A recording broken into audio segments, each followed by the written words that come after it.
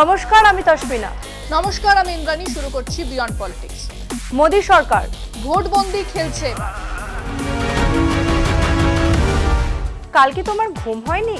কেন বলতো? না, কিরকম ক্লান্ত দেখাচ্ছে। আসলে কাল রাত জেগে সিনেমা দেখেছি। ও মা, তুমি রাত জেগে সিনেমাও দেখো? কেন, তুই দেখিস আর আমি দেখতে পারবো না?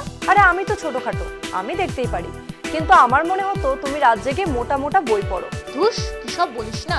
যাকগে, এবার বলো তো কাল রাতে কি সিনেমা দেখলে? পুরনো সিনেমা, ব্ল্যাক অ্যান্ড হোয়াইট, উত্তম কুমারের বাঘবন্দি খেলা। কি নিয়ে সিনেমাটা?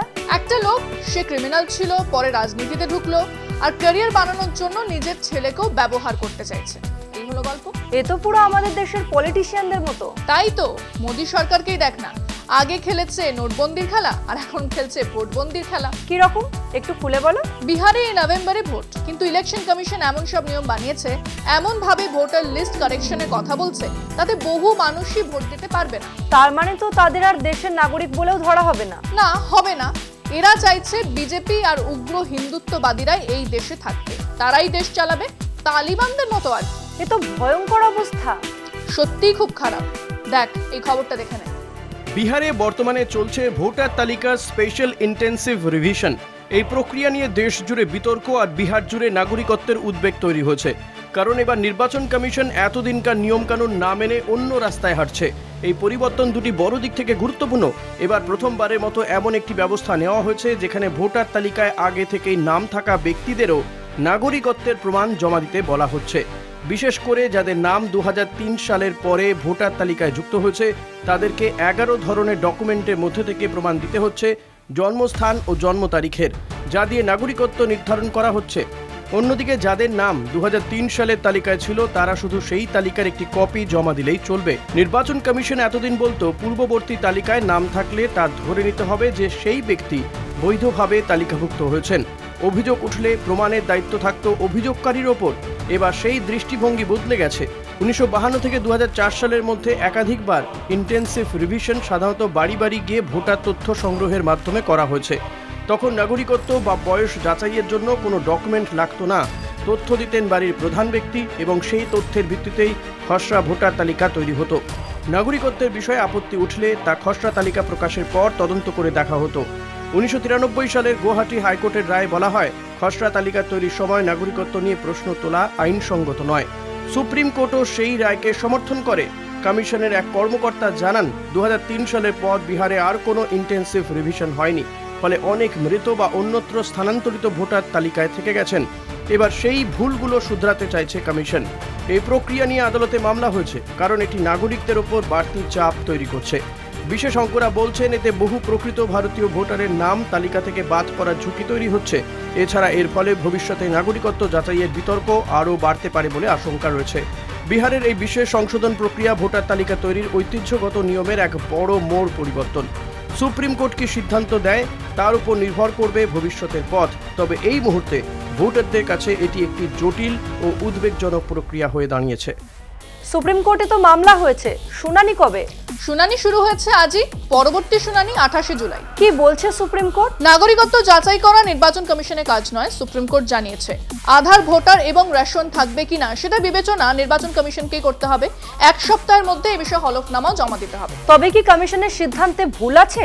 বিচারপতিরা বলেছেন, শুধু প্রক্রিয়া নিয়ে নয়, সমস্যা হলো প্রক্রিয়ার সময় নিয়ে। সময় মানে? এখন যদি কাউকে তালিকা থেকে বাদ দেওয়া হয়, ভোটের আগে সে আর আপিল করতে পারবে না। তাহলে তো ভোটের অধিকারটাই চলে যাবে। ঠিক সেটাই বলেছে কোর্ট। এটা গণতন্ত্রের গোড়ায় আঘাত। তাহলে কি তালিকা সংশোধন বন্ধ হয়ে যাবে? এখনই না, তবে কোর্ট কমিশনের কাছে ব্যাখ্যা চেয়েছে এখনই কেন এটা করা হচ্ছে। কি বলছে কমিশন? কমিশনের আইনজীবী বলেছেন, এটা সংবিধান অনুযায়ী হচ্ছে এবং 2003 সালের পর এই প্রথমবার এই সংশোধন হচ্ছে। আধার কার্ড নিয়েও তো প্রশ্ন উঠেছে। হ্যাঁ, কোর্ট জানতে চেয়েছে আধার কেন বাদ দেওয়া হয়েছে, সেটার কোনো ব্যাখ্যা নেই। ভোটার তালিকা সংশোধনের নামে নাগরিকত্ব যাচাই হচ্ছে, সেটাই তো প্রশ্ন। সুপ্রিম কোর্ট বলেছে নাগরিকত্ব যাচাই স্বরাষ্ট্র মন্ত্রকের কাজ, ইলেকশন কমিশনের নয়। এই দেখ, বিহারে আসন্ন বিধানসভা নির্বাচনের আগে ভোটার তালিকা নিয়ে বিশেষ তৎপরতা শুরু করেছে নির্বাচন কমিশন। এই বিশেষ নিবিড় সংশোধন প্রক্রিয়া স্পেশাল ইন্টেন্সিভ রিভিশন বা SIR ঘিরে শুরু হয়েছে বিতর্ক। এই প্রক্রিয়ার বৈধতা চ্যালেঞ্জ করে একাধিক আবেদন জমা পড়েছে সুপ্রিম কোর্টে। বুধবার এই মামলা শুনানি শুরু করে সুপ্রিম কোর্টের বিচারপতি সুধাংশু ধুলিয়া ও জয়মাল্য বাগচির বেঞ্চ। বিচারপতিরা বলেন, নির্বাচন কমিশনের কাজ নিয়ে আপত্তি নয়, কিন্তু সময়টা ঠিক নয়। এখন যদি কাউকে ভোটার তালিকা থেকে বাদ দেওয়া হয়, তাহলে নির্বাচনের আগে সেই ব্যক্তি নিজেকে প্রমাণ করার সুযোগ পাবে না, ফলে ভোটাধিকার খারিজ হওয়ার আশঙ্কা রয়েছে। বিচারপতিরা বলেন, ভোটার তালিকা একবার চূড়ান্ত হয়ে গেলে আদালত সেটিতে হস্তক্ষেপ করতে পারে না। তাই এমন একটি গুরুত্বপূর্ণ বিষয়ে কোনো নাগরিক যদি বাদ পড়ে, তার আর বিচার পাওয়ার সুযোগ থাকবে না।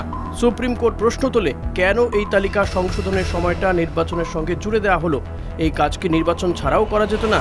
নির্বাচন কমিশন আদালতকে আশ্বস্ত করে জানায়, কাউকে ভোটার তালিকা থেকে বাদ দেওয়ার আগে শুনানি হবে। কমিশনের তরফে আইনজীবী রাকেশ দ্বিবেদী বলেন, সংবিধানের অধীনে এই সংশোধন প্রক্রিয়া বৈধ এবং 2003 সালের পর এমন উদ্যোগ আর নেওয়া হয়নি। আদালত আরও একটি গুরুত্বপূর্ণ প্রশ্ন তোলে, এই প্রক্রিয়ায় আধার কার্ডকে কেন বৈধ নথি হিসেবে ধরা হচ্ছে না? বিচারপতিরা বলেন, নাগরিকত্ব যাচাইয়ের বিষয়টি স্বরাষ্ট্র মন্ত্রকের অধিকারভুক্ত, নির্বাচন কমিশনের নয়। এই বিষয়ে সুপ্রিম কোর্ট জানিয়েছে, ভোটাধিকার গণতন্ত্রের মূল ভিত্তি। সঠিকভাবে নাগরিকদের ভোটাধিকার নিশ্চিত করাই সবচেয়ে গুরুত্বপূর্ণ, নাগরিকত্ব কেড়ে নেওয়া নয়। এই মামলায় আবেদন করেছে বেশ কয়েকজন রাজনৈতিক নেতা ও একাধিক সংগঠন। প্রধান আবেদনকারীর মধ্যে রয়েছে NGO Association for Democratic Reforms, RJD, Trinamool Congress, NCP, SP, CPI, Samajwadi Party, Shiv Sena, UBT, Jharkhand Mukti Morcha এবং সিপিআইএমএল এর নেতারাও এই বিষয়ে আবেদন করেছেন। আপাতত সুপ্রিম কোর্টে প্রশ্নের মুখে নির্বাচন কমিশন, শুনানি চলবে। তাহলে কি এনআরসির মতো কিছু হচ্ছে বিহারে? অনেকে তাই ভাবছেন, বিরোধী নেতারাও তাই আদালতের দ্বারস্থ হয়েছেন। আচ্ছা, কারা কারা মামলা করেছেন? ইডিআর নামে এক এনজিও সহ আরজেডি, তৃণমূল কংগ্রেস, সিপিআই, শিবসেনা সব মিলিয়ে 10 জনেরও বেশি। তাহলে কি রাজনৈতিক চাপও আছে এই সিদ্ধান্তের পিছনে? অনেকেই সেটা বলছে। বিহারে বিজেপিকে সুবিধা করে দিতেই ঘুরপথে এনআরসি তৈরি করা হচ্ছে। সুপ্রিম কোর্ট কি বলছে ভোটের আগে নতুন তালিকা নিয়ে? কোর্ট বলছে, একবার তালিকা চূড়ান্ত হলে সেটা আর চ্যালেঞ্জ করা যায় না। তবে যারা অন্যায়ভাবে বাদ পড়বে তাদের কি হবে? কোর্ট আশঙ্কা করছে তাদের আর ভোটাধিকার ফিরে পাওয়ার সুযোগ থাকবে না। তাহলে এই সংশোধন কি স্থগিত হতে পারে? সেটা এখনো স্পষ্ট নয়। কোর্ট নির্বাচন কমিশনের জবাব চেয়েছে।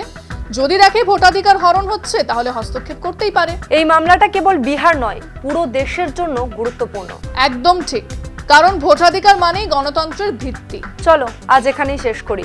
তাই বিয়ন্ড পলিটিক্স আজ এই পর্যন্তই। দেখতে থাকুন কলকাতা টিভি, রাত দিন 7।